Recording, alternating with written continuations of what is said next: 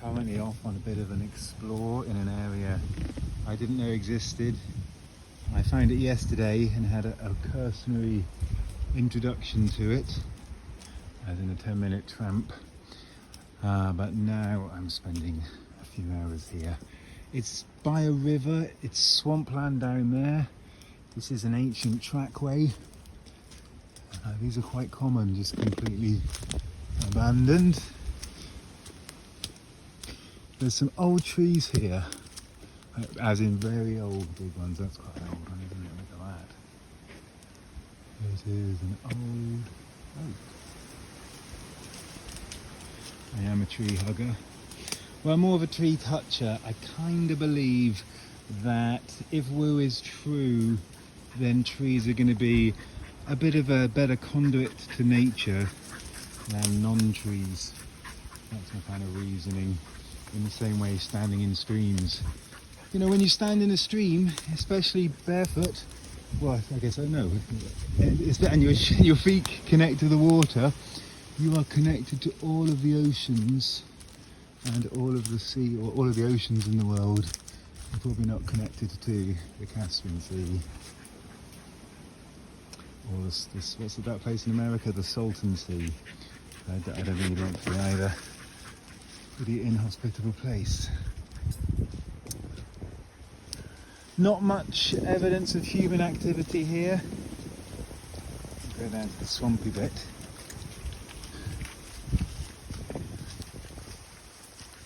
Right. There's a place I know a couple of valleys away that's a bit like this, but it was an old kind of water garden, I think, and it's terraced. This is just a floodplain. There's a lot of blackthorn around, which if you stand on a freshly dropped blackthorn branch, barefoot, you really feel it. Some nice staves there. It's surprising how hard it is to find very straight bits of hazel, especially that long. If you're camping here and have the owner's permission to do a bit of free-form jazz coppicing, they'd make great poles for a shelter. Right, onwards we go. The dog is loving it, it's a new area for him. Lots of big bits of quartz around here. Milky quartz. There's another bit there. There's a leaf.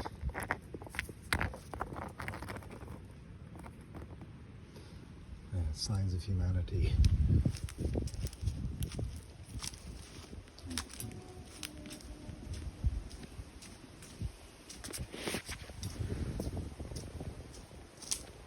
Right, looks like we're coming to a dead end up here. Or maybe not.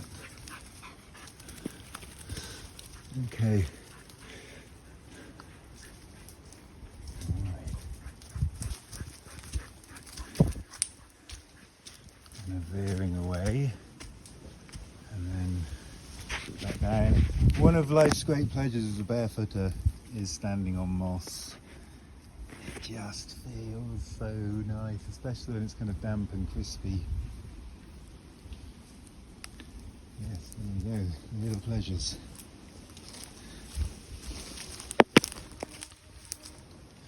Okay. And now we're on a muddy track. It's doing a little bit of tracking. It looks like a dog has just gone that way. So, yeah, more evidence. More evidence, and we'll see if we can find it.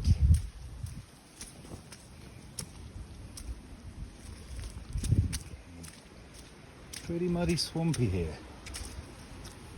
It's great being barefoot in times like this because you don't care about your shoes getting wet because you're not wearing them. After a while you realise in this mud that I'll walk through, it's what's going to really be in there that's going to harm you. Clearly things like broken glass, etc. But you know, that's I guess one of the chances. I think it'd be very unlikely. There we go. It feels nice. Sometimes you see a kind of, that water there looks good. Jace is drinking it, so there's not, I doubt this is a kind of botulism petrochemical spill kind of a puddle. Okay, it's pretty wet here, and this water's quite warm. It just feels nice. I mean, why wouldn't it? It's quite unusual, the bracken around here, the ferns.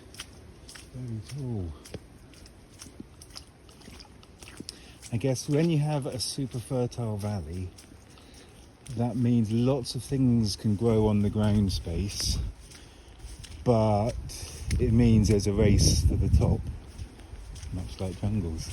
It's not very jungle here. Okay, what have we here? Oh wow. Oh, nice.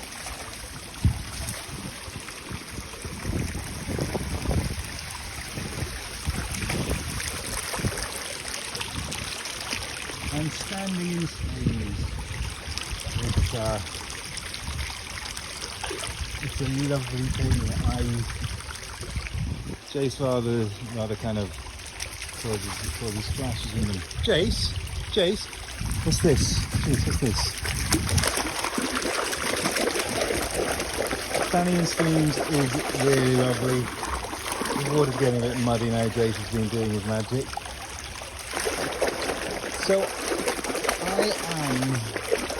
So electricity travels around the Earth 7 times a second.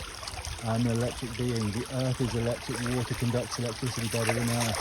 So I must be connected electrically to a mountain stream flowing out of the Himalayas and into the Indian Ocean or the Amazon.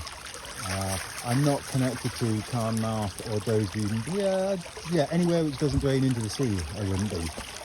But surely I'm connected. Now, I'm going to stop filming and choose a way to go. Maybe I won't stop filming. So there's the kind of more trodden path up there. It's very dark up there. I'm going to follow this for a bit. Jason! I think it's just... Oh no, it comes from... Ah, look at that.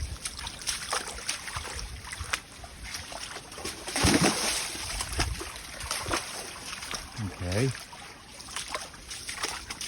So we have a full-on tunnel here. It's dug into the rock.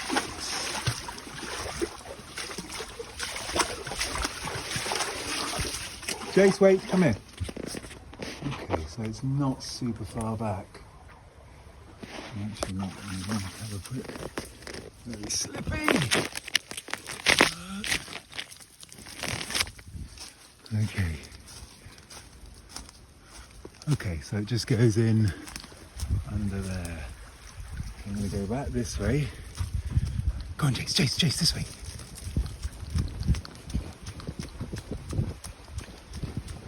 Continue following the river.